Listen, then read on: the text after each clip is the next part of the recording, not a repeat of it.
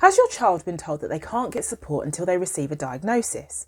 Or maybe their challenges are going unnoticed, or there is that hint of disruptive behaviour or misbehaving going on.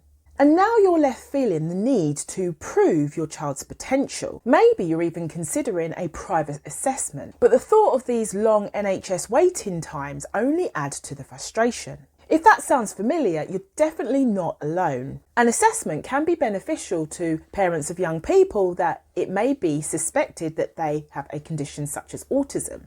So in this video, I'll be discussing why a private assessment may be necessary. I will explore the use of private assessments during uncertain predicaments, as well as what private assessments don't cover, before talking about why it's so important that we as parents remain empowered as we advocate for our children's needs to be recognised and acknowledged. My name is Brenda and I'm a parent mentor and a fellow parent. I support parents raising children with individual needs and differences to stay empowered whilst they navigate through procedural challenges. And I've recognised that when things are in place and your child's individual needs are known, monitored and reviewed, maybe with the assistance of an EHCP or within a specialised provisional setting, paying for a private assessment may not be the best course of action. But when your child's individual differences and needs are not acknowledged as worthy of support, it may feel like having access to a private assessment to identify your child's individual needs and differences will be the solution. Because by not having the opportunity to gain access to an assessment, it may delay the essential support that your child needs to succeed in their education. So let's understand what a private assessment is. On this special educational needs journey, there are several assessments known to individuals that are carried out by, say, educational psychologists, paediatricians, occupational therapists, or speech and language therapists. A private diagnosis allows for a child to see a specialist without the long waiting times. Private assessments may offer a comprehensive and detailed report.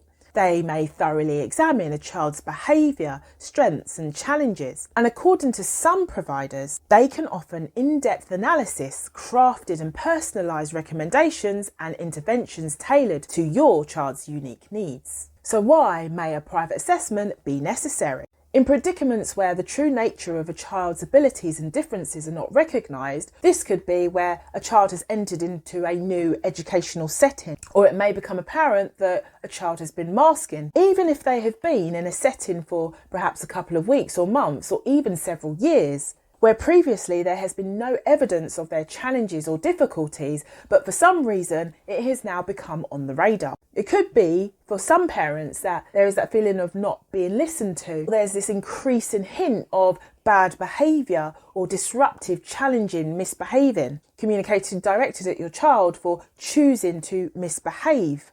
I recall prior to my son having his individual differences acknowledged as what we now know as him living with autism, there was a change in his educational environment where there were several threats of sanctions that were addressing concerns about his behaviour. There were possible exclusions. There was a pattern of him being labelled as intentionally choosing to misbehave. And despite having to deal with that, there was also the burden of having to acknowledge prolonged waiting times, as well as communication highlighting that referrals were high due to high demand. Being in a situation like that really does feel like being in a catch-22 predicament, leaving you with no other choice but to consider a private assessment. But with all that being said and done, private assessments do come with its own challenges, issues and perhaps setbacks. This may be where the public healthcare provider or the local authority don't acknowledge the private assessment, and this could be dependent on which borough or county that you live in, as limitations set in certain areas where a health provider is no longer taking referrals due to this high demand may be the predicament that you might find yourself in. As we know, there are setbacks to navigating this special educational needs journey. Predicaments like these that make it so easy for us parents to stay in this place where we feel stuck, basically this place of disempowerment.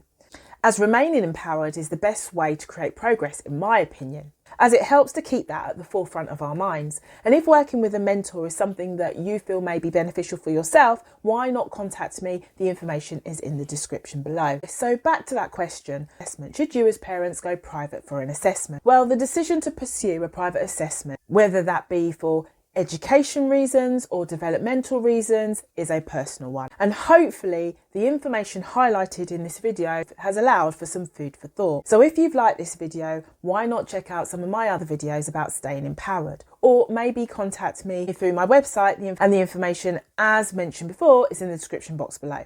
But for now, keep doing what you're doing, stay focused, stay empowered, and keep creating progress. Thank you for listening.